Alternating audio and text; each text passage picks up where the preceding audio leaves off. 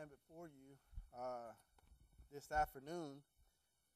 I always enjoy the opportunity to share God's truths to you and to those who want to listen and to those who want to and trying to live the Christian life. And I always consider it an honor to be able to have the strength to be able to do so. This afternoon, we're going to talk for a few minutes, actually.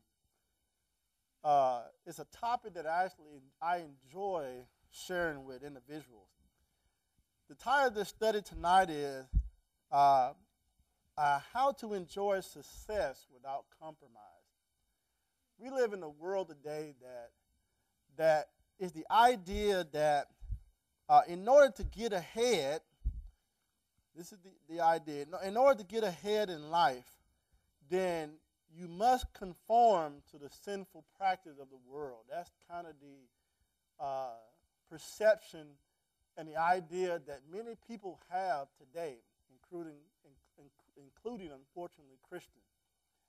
They believe, and they probably wouldn't even say it or admit it, but they believe that in order for you to get ahead in life, in order for you to get that job that you want so much, in order for you to get the highest position in the world or whatever, then you're going to have to conform to the world in some way. That's the perception.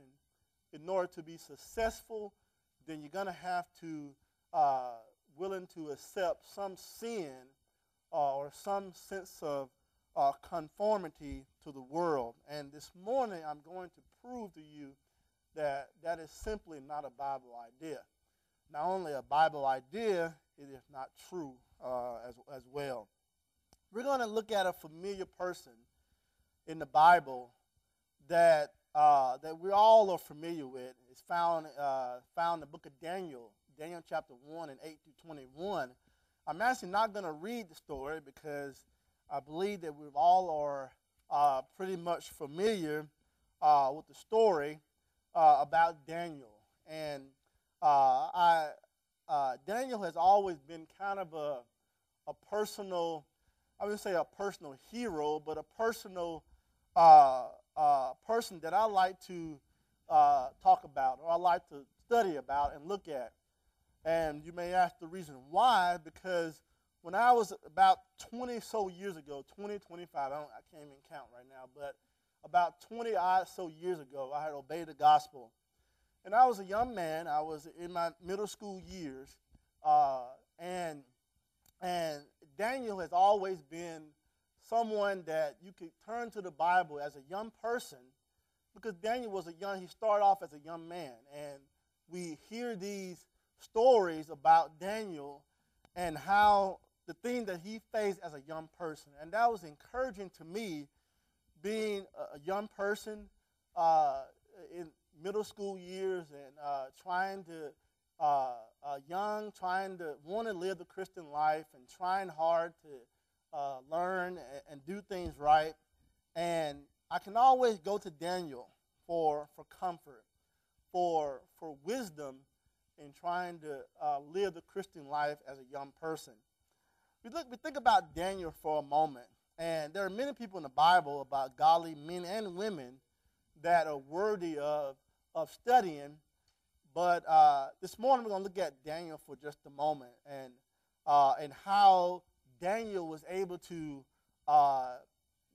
reach a position of not only success, but power and also influence, and have such a high position in the face of the empire, face of the world at that time.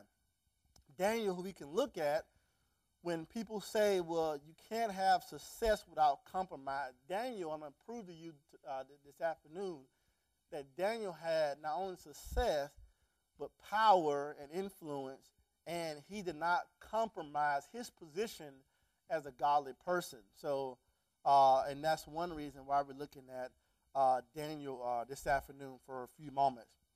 There are four main qualities about Daniel that we're going to briefly talk about. first of all, with Daniel, Daniel was a man of purpose. Daniel, in Daniel chapter 1 and verse 8, again, we're not going to read it, but Daniel purpose in his heart. What that means is that Daniel made his heart, he decided within himself that he was going to uphold the law, a law of God. And that's what we as Christians, that we're going to have to do. In order for you to live a successful Christian life, you're going to have to look in yourself and your heart, and you're going to have to make a conscious decision that you're going to obey the Bible. You're going to obey what God has commanded. If you don't do that, if you never do that, then I can 100% tell you that your Christian life is not going to be successful.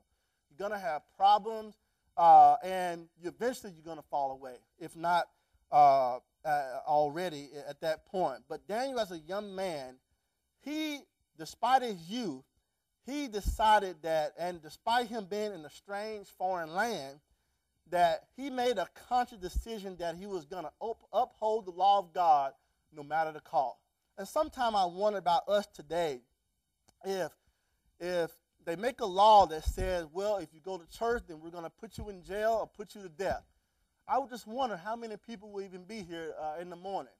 If they make some law and say, well, we're going to kill you if you read the Bible, or we're going to persecute you if you have the Bible, which is how many of us would still commit ourselves to the truth, to the church, and to the Bible? Or will we just say, well, the Lord know my heart, I tried, and go home and go to sleep, or whatever? But will we really be committed despite the persecution? But Daniel, in the face of what he was in a situation where the king had within his power to chop Daniel's head off. If he said, well, I'm not going to eat of this food, the king's food, which he, at this point, when he was young, he was told to eat the king's food, and he decided not to. Well, no, I'm not going to eat the king's food. I'm going to eat what I'm described as a Jew to eat. And we know the story of how those young boys that were eating the king's food appeared, and they were weaker than Daniel because he was eating what was prescribed in his Jewish custom. And despite that, he upheld the law despite the cost. You know, every child of God, we need to have or know our sense of purpose. What is your sense of purpose? Is the question I'm asking you right now. Do you have a purpose? Are you just here? You know, are you just, well, going through the motion? Or are you just, well, I'm just going to show up today and then whatever? You got to have a purpose. You got to have a purpose in anything. When somebody hires you for the job, you're there for the purpose. You're there for a purpose of whatever they hire you for. You're not there just to be some space just walking around with no purpose. They didn't hire me to to be a teacher at school, to just be up there standing around doing nothing. They hired me for a purpose. And when you become a Christian, you have to know your purpose. What is your purpose? Well, I'm going to help you this morning. In Matthew chapter 6 and verse 33, Jesus makes that perfectly clear about the purpose of Christian. Your purpose is clear, and Jesus already told you what your purpose is. So if you're thinking about, well, what is my purpose? Why am I here on earth? Why am I alive? And why am I here? Well, you shouldn't have to be asking those questions because Jesus already told you. If you're asking those questions, then number one, you're not reading the Bible. Number two, you need to spend more time in the Word to understand exactly what your purpose is. But we know the verse in Matthew 6 and verse 33. The Bible talks about how we ought to seek first the kingdom of God, the will of God, and fulfill it with our lives, no matter what. We ought to seek first the kingdom of God, and all these things, according to Jesus, will be added to us. So if we don't believe that, then we're not going to seek first, you know. Or if we don't believe what Jesus had told us, Jesus told that all these things will be added if we seek him first. Sometimes we as Christians, we don't live our lives that way. We don't live our lives seeking him first. and yet we complain when things are not going our way. We complain when we're unhappy. We complain when our situation is not how we think that it should be. But Jesus told you already that you ought to seek first the kingdom of God, and he told us that all these things will be added to us. So if you're going to believe Jesus, then you should understand exactly what your purpose is going to be. Nobody respects a wishy-washy person. Somebody has no direction in life. Somebody that has no sense of a purpose. Somebody who's wishy-washy and what we call them. Nobody respects that person, but people respect individuals who have a strong sense of purpose. When you look at somebody and you know that they have a strong sense of purpose, then that's somebody that people generally they respect and they admire that person because they understand what their purpose is and they respect it. But we as Christians, we should know and have a strong sense of purpose to live a Christian life. When people look at our lives, they should be able to see what that person, brother so-and-so or sister so-and-so, I can tell by the way they live that they have a strong sense of purpose about living a Christian life. And people should be able to see those in our life as well. The second thing the point I want to make in regards to Daniel is Daniel was a man of principle. He refused to compromise his conviction. You know, it recalled of an incident this past week. The kids had a big dance, and they all rented limos after the dance to go to the boardwalk or wherever they 13-year-olds go, to eat and whatnot, and have a little party for the little presentation that we have every year. And those special popular kids, they all had one limo for themselves. Now, during the course of last week, I had a student come to me in my room and say, Mr. Cunningham, I need to change my transportation notice because one of the popular kids didn't want me on their limo because I'm not as popular as the other group. So I got kicked off the limo. I said, well, that's sad and that's bad. I said, well, I can't do anything about it. I'll give you the notice and blah, blah, blah. And then the same day, same week, one kid who was one of the popular kids came to me, Ms. Cunningham, I heard that they kicked off so-and-so. I'm just so upset. I'm so mad that they will not invite that person. And I said, oh, so you're going to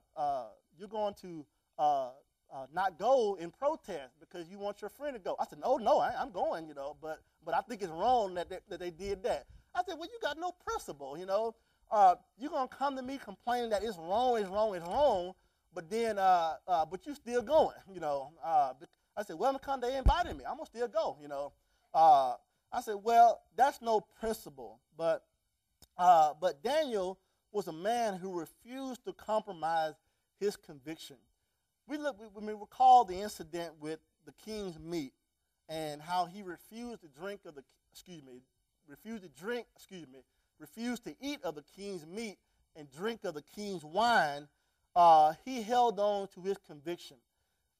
Also, as an old man in chapter 5, it talks about how he refused the gift of the king because he did not want to compromise his conviction. Also, under threat of persecution, we see that Daniel in chapter 6, verse 10, how he refused to obey the decree of Darius and how he made the decree that you are to only pray to their God and not to the God of Israel, and how he did not cave in to his conviction and decided to held on and not compromise. People admire people that stand up for principle. People admire someone, at least I do. I admire individuals who stand up for what they believe in. They stand up for principle. I think about politicians from time to time in this scenario, how one on the campaign trail, they would say this, say that, I say this, but when they get in office, it's entirely different. They totally compromise on what they were said, and for me, I lose respect for them. If you're going to say something, If you're going to say, well, I believe this, I'm going to do this, I'm going to do this, then you cave in 2 seconds later, then to me, you have no principle and you can't be trusted. People admire person of principle. Can we be trusted? Can we be a person that you stand up and we can trust you?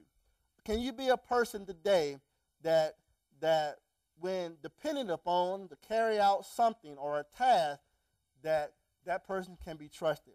I think about Daniel. Daniel understood the idea, number one, of his purpose, and Daniel was a man of principle. He didn't cave in to compromise of his conviction. Thirdly, Daniel was a man of purity. You know, in Daniel chapter 6 and verse 1 through 4, his opponents, people that hated Daniel in the day, they couldn't find anything wrong with him. I mean, imagine you got a person that's just so perfect, you know. People today, well, we don't like them, you know. I have a student at school that the girl don't like her because she's so perfect. She got the perfect eyes and the perfect whatever and perfect dish, and she always say the right thing. She's so perfect, and not a girl, they all girl hate her, you know. Well, we don't want her. We don't like her, you know, because she's so perfect. Then I would, knowing me, what I do, I always, I guess, stir up stuff. I said, well, why don't you, you know, be friends with her? Maybe if she's so perfect, why don't you be her best friend? Maybe her perfect can rub off on you. Oh, you trying to tell me I'm not perfect? You know, and all this, you know. So, but in this day here, Daniel's opponents couldn't find anything wrong with him. And that, I believe, will help explain why he was able to rise to power, because he could be trusted. You could trust Daniel. Daniel was a man of principle. And I think that people today, they still can get position of great responsibility and privilege because they can be trusted. They have principle, and they understand the purpose as well. We as Christians, that we also must maintain a purity type conduct. Whether we're young or old, whether we're slave or free, we must maintain an attitude of trying to have a conduct of purity, trying to live that Christian life, and other people will notice it and see it as well. Number 4, the last point I want to make this afternoon is Daniel was a man of prayer. Are we a person of prayer? Are we people that are prayerful people? Many people today, I know myself included, sometimes we get busy, we forget to pray. But Daniel was a man that prayed. The Bible said he prayed 3 times daily, and that was a demonstration of his continual dependence upon God. Sometimes we don't pray because we think, well, I got it all under control myself. I don't need God, you know. But a person that's truly dependent upon God, they're going to be a prayerful person, a person that pray often. But you find a Christian or anybody, especially a Christian who's not praying, then that shows you something about that Christian characteristic. It shows them of the attitude, I don't need God, I don't need you.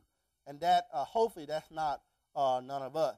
Also, he knelt down in prayer. When he prayed in chapter 6, he knelt down in prayer, which demonstrates a sense of humility.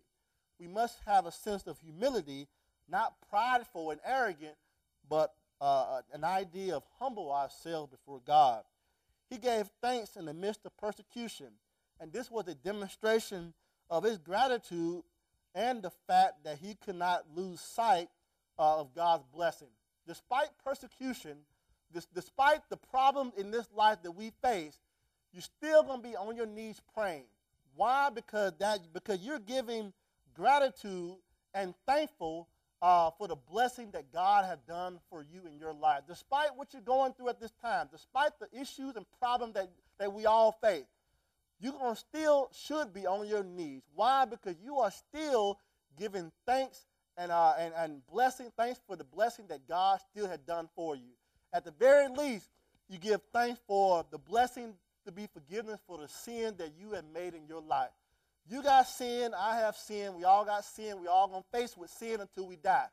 But God has made a way that we are to be forgiven for all those mistakes that we made in the past, all those issues, all those isms that we got in our lives. Then that's one thing, at least, we should be thankful for the blessing that God has given us. His prayer was also a custom since his early days. Daniel demonstrated at an early age to be consistent and have a strong prayerful life, persistent and faithful in the service to God. Despite you're young, I can't remember exactly when I obeyed the gospel. I think I was around 12 or 13 or so. I don't remember exactly, but in your early age, demonstrate an effort, a persistent, even at a young age. I'm looking at Amari. I didn't even know you was here. But anyway, I'm looking at him right now. If he decide in his life that I'm going to commit to God, I'm going to commit to praying to God, he can do that right now at an early age. And he'll be able to, when he get older, he already have a trait or a quality that he had been working with since youth. I want to encourage you young people, when you make that commitment to God, be persistent and faithful to your service to God, even at a young age, just like Daniel. And last of all, in conclusion, this afternoon, we would do well to follow Daniel's example. If we follow the example that Daniel had, then we will know and understand our purpose. We will have principle and stand up for principle. We will work on the purity of conduct in our lives. And we will also be a person of prayer, a man or a woman of prayer. I want to encourage you this afternoon as I bring my lesson to a close that we need to be more like Daniel. We must not compromise success at the expense of selling our soul to the world. When we come to these crossroads in our lives, when if to take that job or to take that whatever, then we must hold on to our conviction. We must not have a sense of, well, I'll just compromise and do this. Again, be like Daniel. Daniel succeeded without selling his soul to the world. He was able to have the power and influence. He didn't have to compromise compromise his belief. He stood firm. And I strongly believe that if we do the same, we can be successful too. God's not going to allow his people not to be successful. He's going to help us to get to where we need to be. That's the lesson for you this afternoon. Before we close, we always want to extend the invitation to anyone who would like to obey the gospel. You have to hear, believe, repent, confess, and baptize. You may have taken those steps. Please come down and stand as we sing the